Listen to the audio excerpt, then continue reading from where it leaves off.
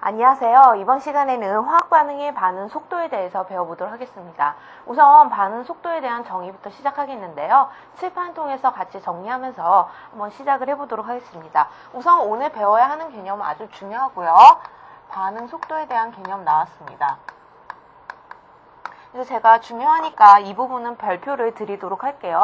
약간 화학 쪽에 해당하는 부분인데요. 예전에 공통과학으로 했을 때는 아주 중요한 부분이었으니까요. 제가 별표를 드리도록 할게요. 그래서 말 그대로 반응 속도라고 하는 것은 반응이 일어나는 빠르기를 의미하고요. 적어볼게요. 반응이 일어나는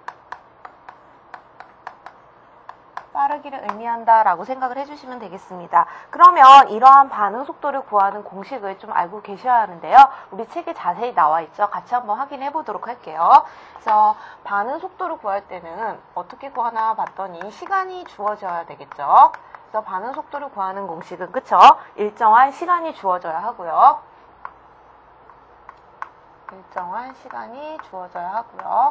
그 다음에 어떻게 되겠어요? 반응을 하려면 반응 전에 했던 물, 그쵸? 반응물과 생성물질이 어떻게 되겠어요? 같이 만들어져야 하니까 반응물질의 농도 변화와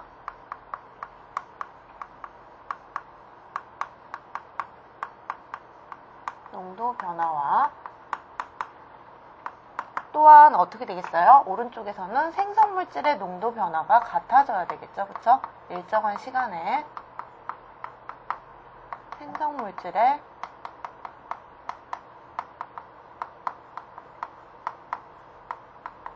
농도 변화가 같아져야 한다라는 부분이 좀 중요합니다. 그래서 여러분들 생각을 해주실 때 반응이 일어나려면 생성물이 있어야 되고요. 그쵸?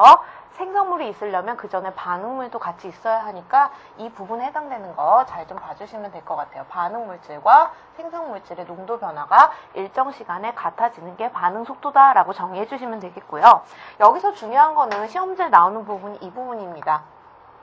화학 반응이 일어나기 위한 조건이죠. 반응이 일어나기 위한 조건이 좀 중요합니다. 그래서 같이 한번 살펴보도록 할게요.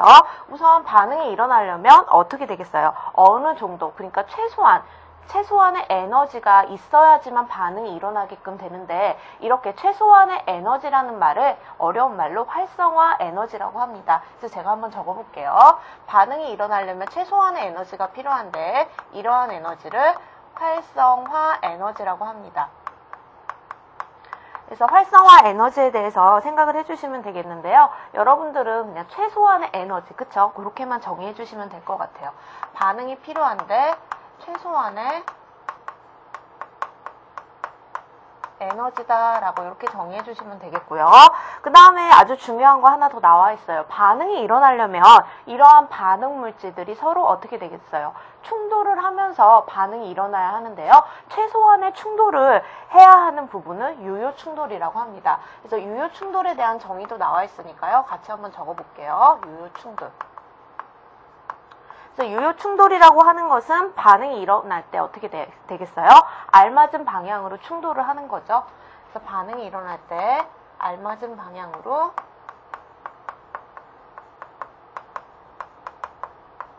충돌하는 것을 무엇이라고 한다? 유효 충돌이라고 한다라고 생각을 해주시면 될 것 같습니다. 그래서 반응이 일어나기 위해서 필요한 조건은 이렇게 두 가지가 있다라고 봐주시면 될 것 같아요. 그래서 활성화 에너지와 유효 충돌 이렇게 두 가지가 있어야지만 반응이 일어난다라고 봐주시면 되겠고요.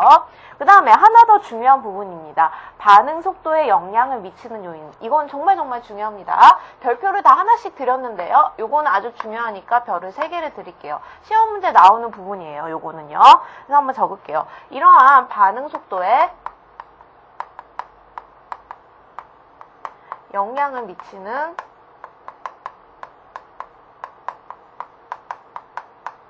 요인입니다. 그래서 한번 생각을 해보도록 할게요. 처음에는 이제 여러 가지가 있는데 농도에 의해서 영향을 받고요. 처음에 보시면 이제 3가지가 나오는데요. 우리 책에는 농도에 의해서 영향을 받게 됩니다. 그래서 말 그대로 반응물질의 농도가 증가하게 되면요.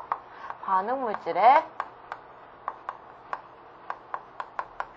농도가 증가하게 되면 어떻게 되겠어요? 충돌 횟수도 증가하겠죠? 안에 농도가 짙어지게 되면 그 안에 있는 입자들이 충돌 횟수가 많아지게 되니까 충돌 횟수도 증가하게 됩니다. 충돌 횟수도 같이 증가하게 돼요. 그러면 충돌 횟수가 증가하게 되니까 같이 어떻게 돼요? 반응 속도도 증가하게 되겠죠. 그래서 반응 속도도 증가한다라고 생각을 해주시면 되겠고요. 다음 부분은 온도 부분입니다. 그래서 온도라고 하는 것은 반응 속도에 영향을 미치는 요인인데요. 그렇죠?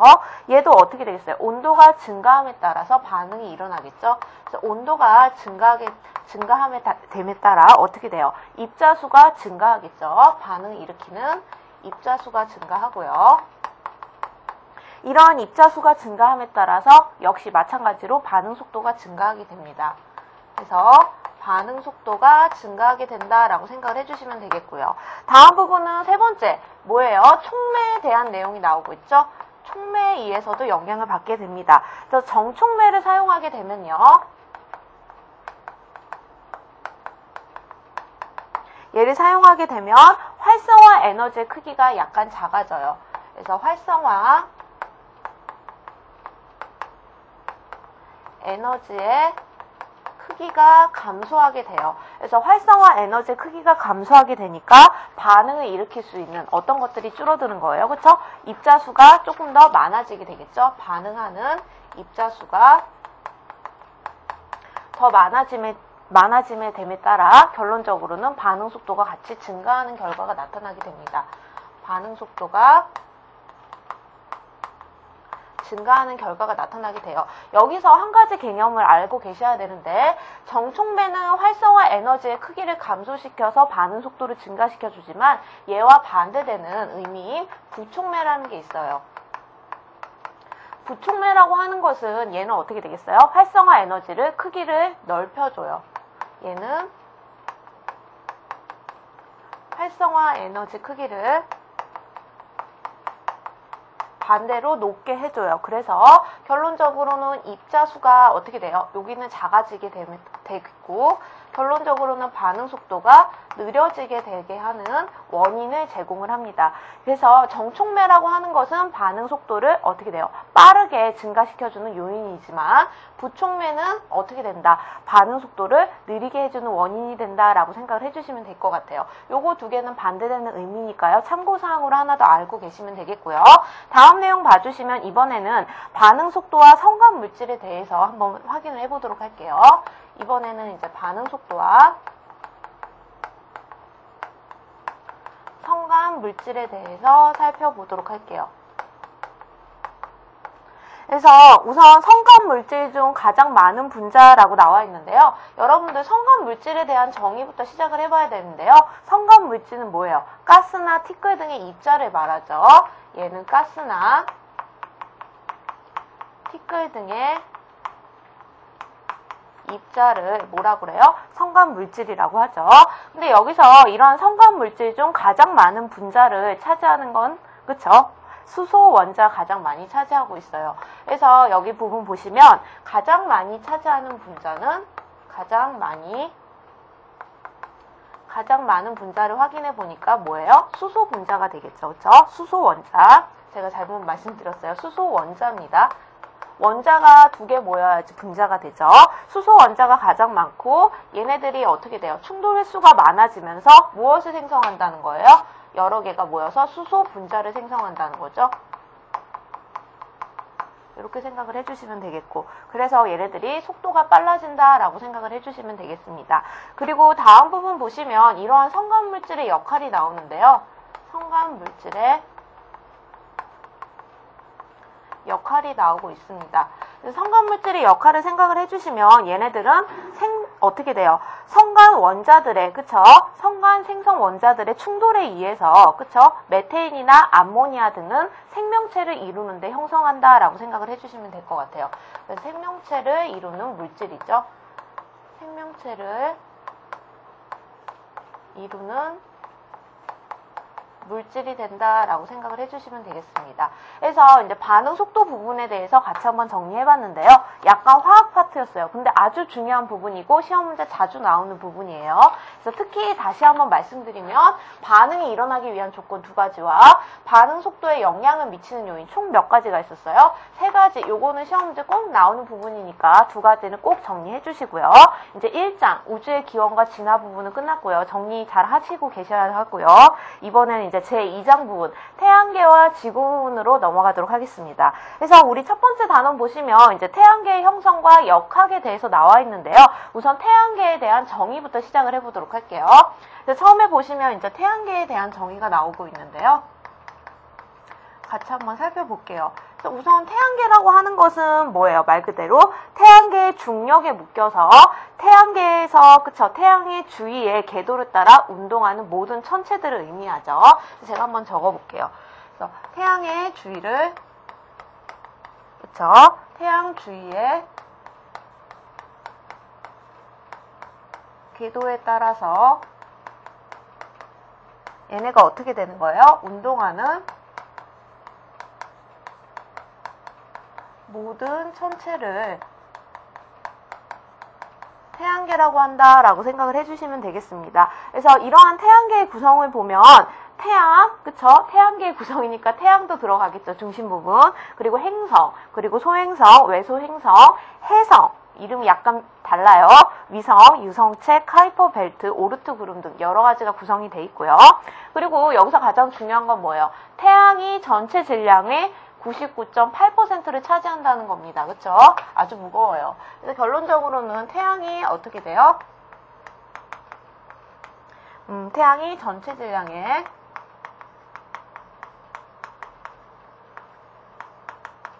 99.8%를 차지한다라고 생각을 해주시면 되겠고요. 이게 좀 중요하죠. 그 다음에 이제 보시면, 두 번째 보시면 좀 중요한 부분이에요. 태양계의 형성 과정을 성운설에 따라서 한번 살펴봤습니다. 그래서 이쪽 부분에서는 제목 자체가 태양계의 형성이기 때문에요. 태양계가 어떻게 형성이 되어 있는지, 이 단계, 순서를 좀 알고 계셔야 해요. 그래서 한번 보도록 할게요. 그래서 두 번째 보시면 이번에는 태양계의 성운설에 따른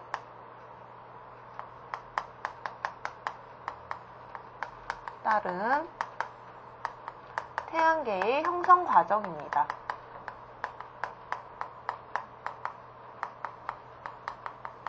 그래서 제가 봤을 때는 이 형성 과정 부분이 좀 중요하니까요. 우선 제가 별표를 하나 할게요. 한번 보도록 할게요. 우선 성운설에 대한 개념부터 알고 계셔야 하는데요. 같이 한번 살펴보도록 하겠습니다. 우선 성운설에 대한 개념이 나오는데요. 얘는 이제 성운이 회전을 하면서 수축하게 되고요.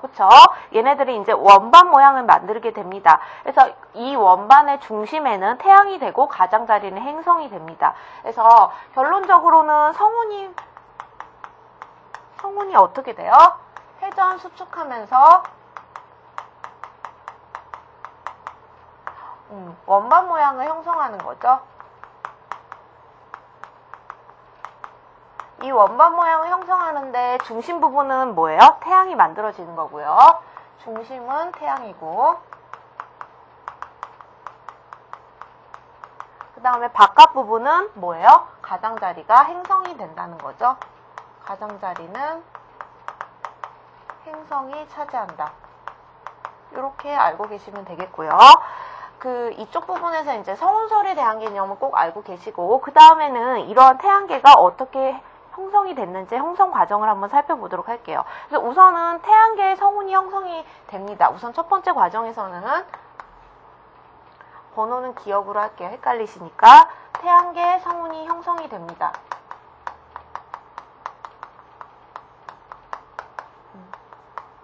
그래서 이 태양계 성운에서 보시면 어떻게 돼요? 얘는 이제 우리 은하에서 이 중심 부분에서 초신성 폭발이 일어나게 되면서 충격파에 의해서 수축되면서 태양계 성운이 만들어집니다. 그래서 얘는요, 초신성 폭발로 일어나는 거죠. 그래서 우리 은하의 나선팔에서 초신성 폭발이 일어난다라고 생각을 해주시면 되겠고요. 폭발에 의해서 만들어졌다라고 생각을 해주시면 되겠고, 다음 부분 봐주시면 이번에는 뭐가 생성이 되는 거예요? 원반 모양의 성운이 형성이 되죠? 원반 모양의 성운이 형성된다라고 생각을 해주시면 될 것 같아요. 그래서 방금 전에도 이쪽 중심 부분에 원반 모양의 어떻게 돼요? 성운이, 그쵸? 형성이 된다고 말씀드렸죠. 그래서 이런 태양계 성운이 만들어졌는데 얘네는 이제 중심부는 회전을 하면서 수축을 하죠. 수축한다는 건 줄어든다는 거예요. 그쵸? 얘네들이 어떻게 돼요? 회전을 하는데 이런 회전 속도가 점점 더 빨라지면서 어떻게 된다는 거예요? 원심력에 의해서 원반 모양이 된다라고 생각을 해주시면 되겠습니다. 그래서 얘는 이제 태양계 성운이 수축하면서 그리고 또 어떻게 되겠어요? 회전 운동을 하는 거죠. 회전하면서 원반 모양을 만든다는 거다라고 생각을 해주시면 될 것 같아요. 그래서 모양이 원반 모양의 성운이 형성이 됐고요. 다음 부분 보시면 뭐가 형성이 되나요? 원시 태양이 형성이 되죠. 디귿 부분 보시면 원시 태양이 형성된다라고 생각을 해주시면 되겠습니다. 그래서 원시 태양 부분은 말 그대로 뭐예요? 이러한 태양계 성운이 빠르게 어떻게 돼요? 회전하고 수축하는 거죠. 여기서 계속 수축한다고 나와 있으니까요. 중력 수축하면서 중심 어떻게 돼요? 중심의 물질들이 모여서 원시 태양을 형성한다라고 생각을 해주시면 돼요. 그래서 중심 부분의 물질이 모여서, 그쵸?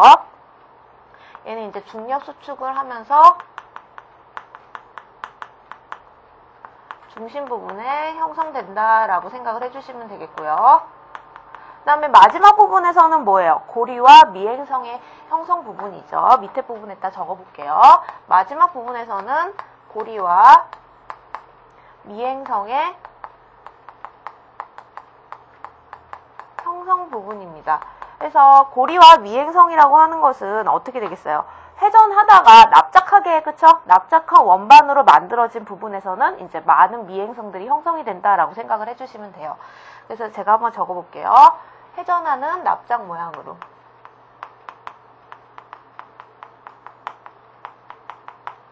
납작 모양으로 만들어진다라고 봐주시면 되겠죠? 미행성들이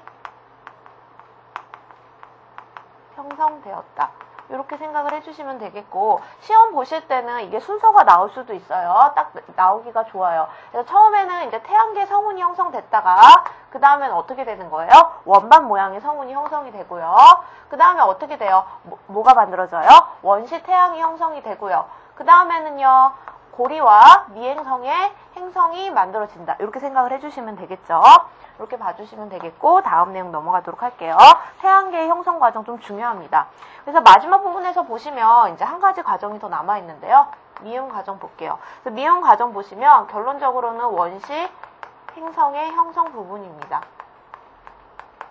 마지막 부분이에요. 그래서 원시 행성의 형성 부분에서는 이러한 미행성들이 계속 충돌하게 되면서 결론적으로는 원시 행성이 생성이 되고요. 원시 행성이 생성이 되고요.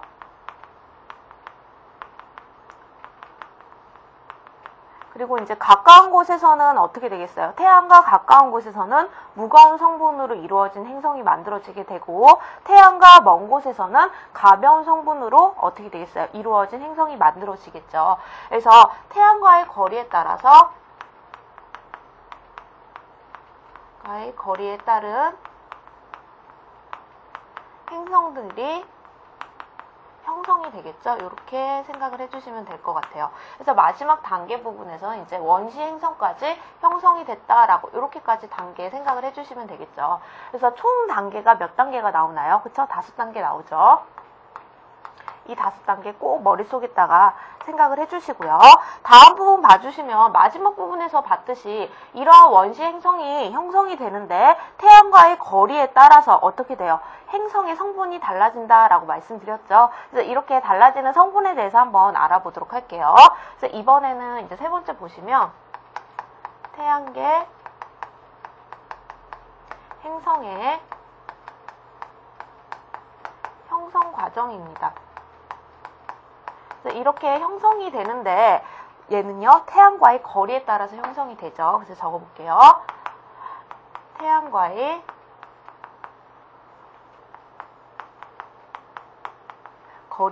거리에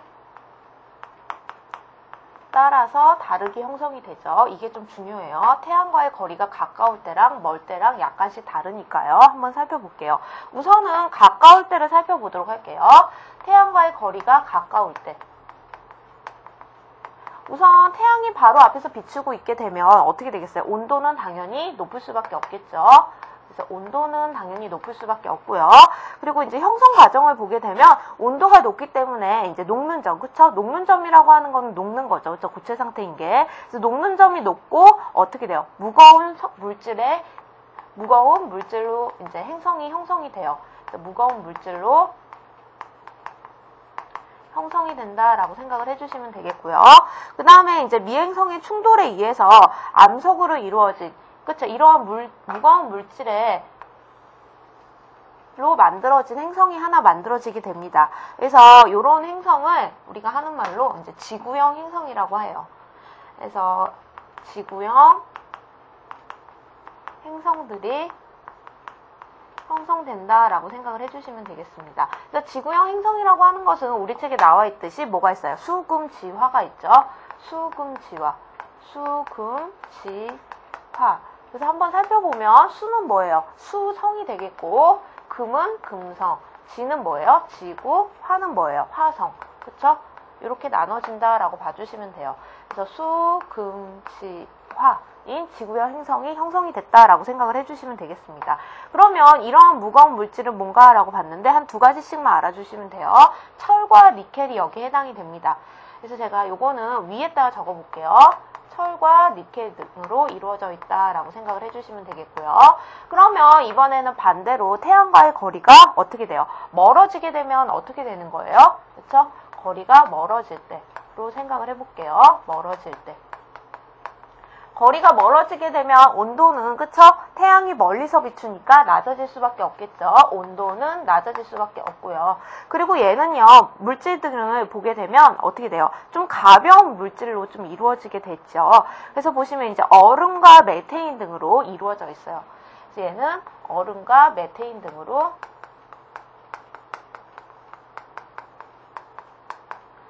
구성되어 있다라고 생각을 해주시면 돼요. 약간 물질이 다릅니다. 기체 물질들로 구성되어 있어요.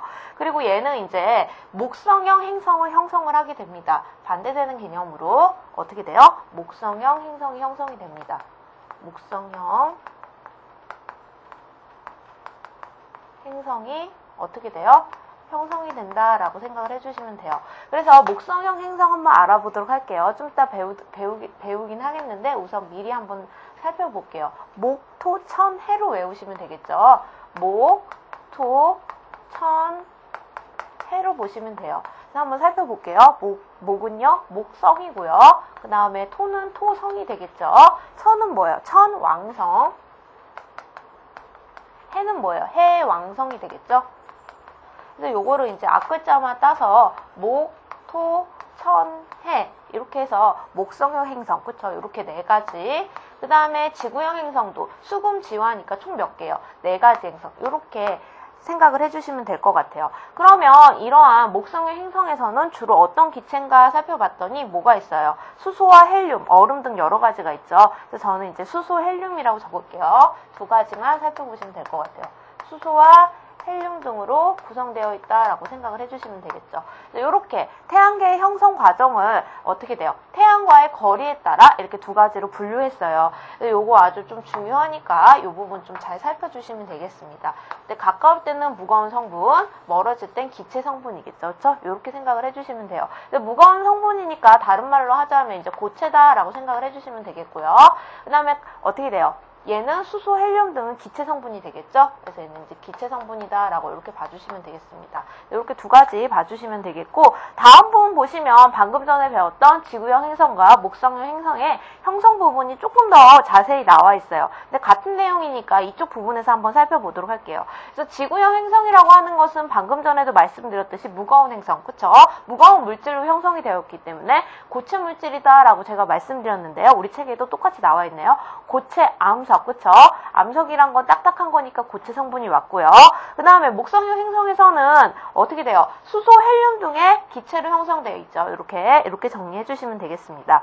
그래서 다음 부분 봐주시면 이제 물리적 특성 비교가 나와 있는데요. 이 부분이 중요합니다. 다시 한번 정리를 해볼게요. 이번에는 다시 한번 제목을 적어보면 지구형 행성과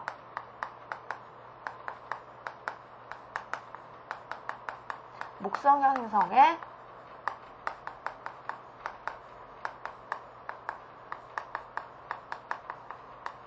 뭐예요? 물리적 특성 비교예요. 물리적 특성 비교 부분입니다. 이쪽 부분이 시험 문제 꼭 나오는 부분이고요. 꼭 알고 계시면 좋을 것 같아요. 제가 별을 드렸죠. 그래서 이제 지구형 행성과 비교를 한번 해보도록 할게요. 지구형 행성과 반대되는 의미, 그쵸? 목성형 행성. 이렇게 비교를 해보도록 할게요. 그래서 한번 다시 정리하면 지구형 행성에는 뭐가 있었나요? 그쵸? 수금, 지화 있었죠. 앞글자만 적어보도록 하겠습니다. 수, 금, 지, 화. 수성, 금성, 지구, 화성이 있었고요.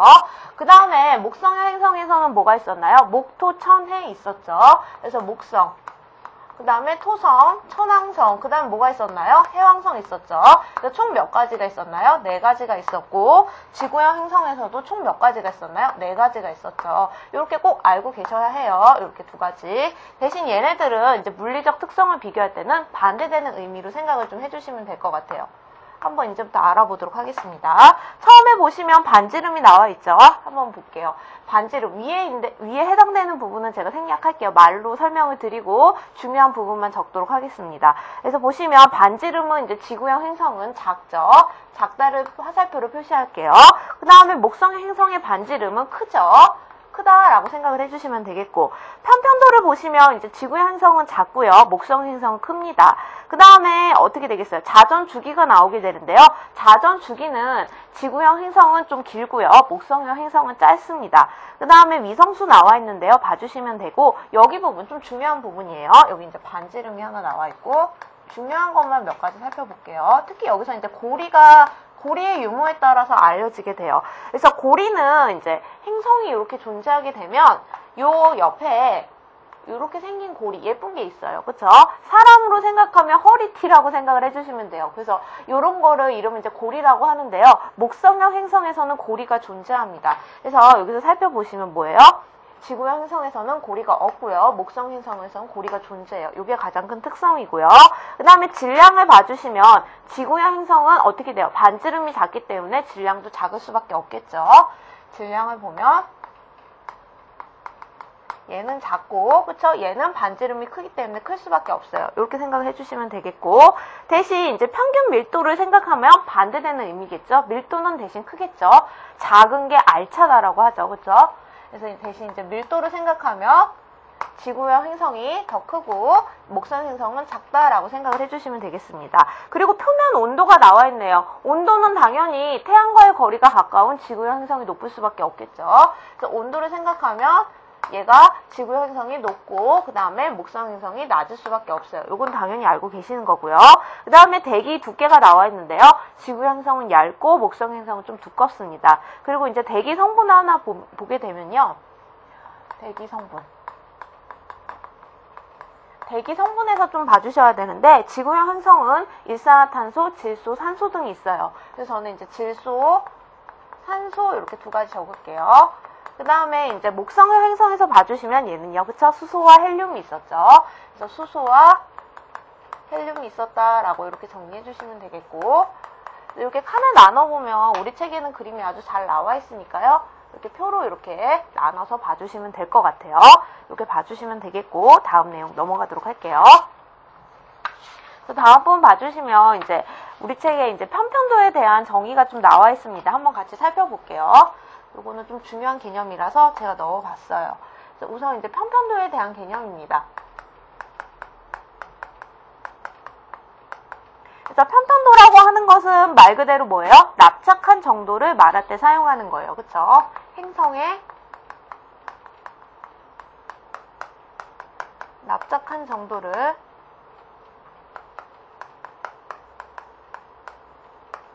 나타낼 때 사용하는 거죠. 나타낼 때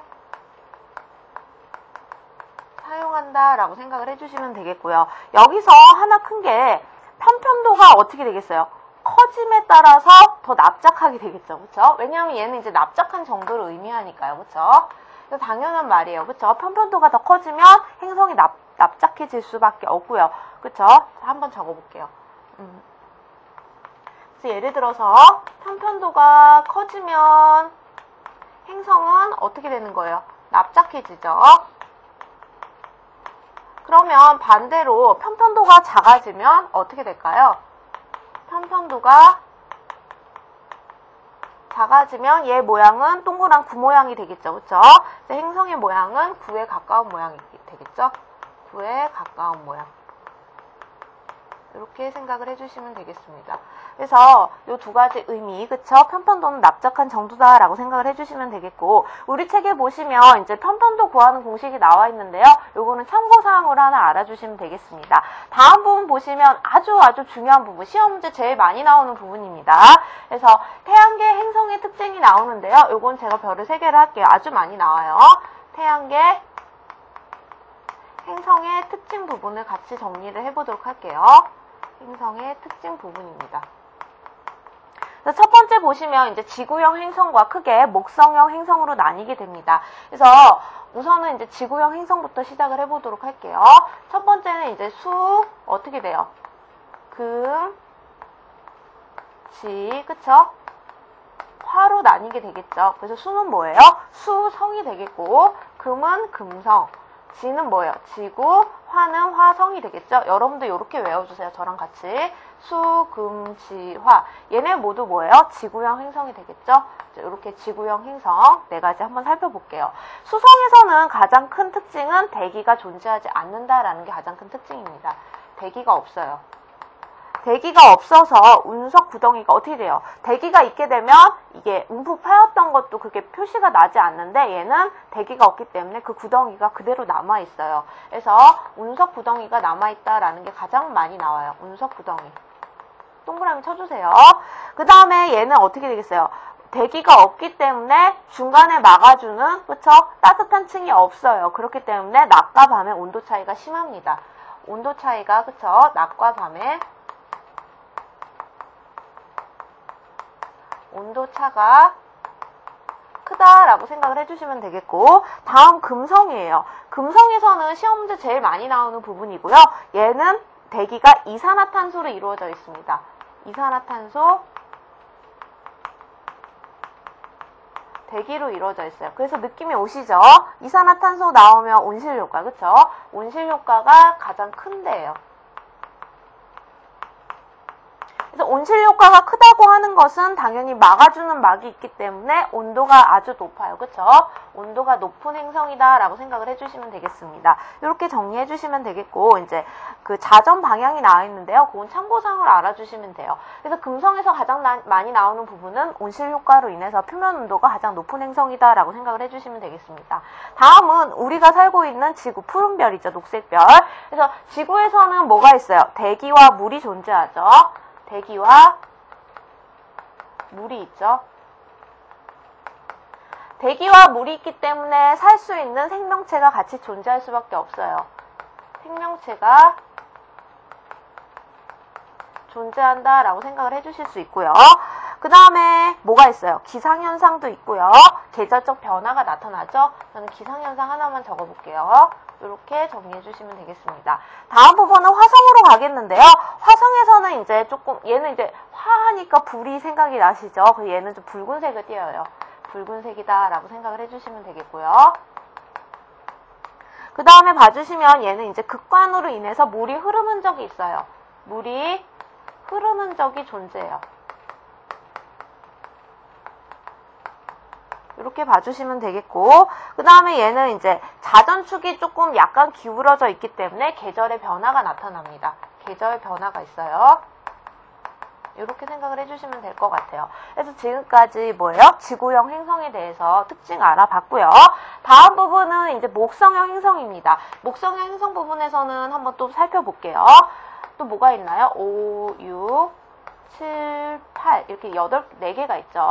그래서 뭐가 있어요? 같이 한번 살펴보면 목, 토, 천, 해. 그쵸? 이렇게 외우시면 돼요. 목은 뭐예요? 목성. 토는 뭐예요? 토성이 되겠고, 그 다음에 천은 천왕성. 해는 뭐예요? 해왕성이 되겠죠? 해왕성. 그래서 이렇게 봐주시면 목, 토, 천, 해. 그래서 목성의 행성 총 4가지가 있다라고 봐주시면 되겠습니다. 그래서 우선 목성부터 시작을 해보도록 하겠는데요. 목성은 시험 문제 많이 나와요. 그래서 얘는 태양계에서 어떻게 돼요? 질량과 어떻게 돼요? 반지름이 가장 큰 행성이에요. 이게 가장 큰 특징이에요. 질량과 반지름이 큰 행성이다 라고 생각을 해주시면 돼요. 이게 시험 문제 제일 많이 나왔어요. 그리고 얘는 이제 줄무늬가 존재한다 라고 생각을 해주시면 돼요. 줄무늬가 존재한다. 그 다음에 토성을 가도록 할게요. 얘는 허리띠, 그쵸? 고리가 존재해요. 아주 예쁜 고리가 존재해요. 얘의 가장 큰 특징은 뚜렷한 고리가 존재한다. 이게 가장 큰 특징이에요. 뚜렷한 고리가 있고, 그리고 자전 속도가 매우 빨라요. 자전 속도가 매우 빠르다. 이렇게 생각을 해주시면 되겠고, 그 다음에 천왕성입니다. 실상 천왕성과 해왕성에 대해서는 시험 문제는 많이 나오진 않았지만요. 그래도 혹시 모르니까 한번 적어보도록 할게요. 그래서 얘는 이제 천왕성은 주로 뭐예요? 수소로 이루어져 있죠. 수소기체. 그리고 이제 메테인으로 인해서 무슨 색깔로 보여요? 청록색으로 보여요. 청록색. 이렇게 생각을 해주시면 되겠고, 그 다음에 해왕성에서는 뭐가 있어요? 대흑점이 존재한다라고 생각을 해주시면 되겠습니다. 그리고 얘는 이제 메테인으로 인해서 무슨 색을 띄어요? 푸른색을 띈다라고 봐주시면 되겠고요. 그래서 이렇게 어떻게 돼요? 지구형 행성 몇 가지 있어요? 4가지. 그 다음에 목성형 행성 총 몇 가지 있어요? 4가지. 해서 태양계 행성, 그쵸? 총 8가지 행성의 특징을 알아봤는데요. 다시 한번 중요한 부분만 살펴볼게요. 여기서 잘 나오는 건 수성, 그 다음에 금성, 그 다음에 화성, 목성, 토성 이렇게 5개가 주로 많이 나옵니다. 의외로 지구는 잘 안 나와요. 그래서 수성에서는 가장 나오는 게 운석구덩이, 온도차가 크다. 이렇게 동그라미 제가 쳐드릴게요. 그 다음에 이제 금성에서는 이산화탄소 대기, 그쵸? 온실 효과, 요게 제일 많이 나오고요. 그 다음에 화성에서는 뭐가 많이 나온다고요?